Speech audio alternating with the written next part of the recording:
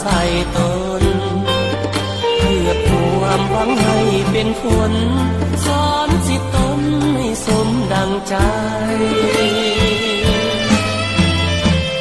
อีกน้ำผู้ยังดินหนทุกอย่างสอบหาวิชา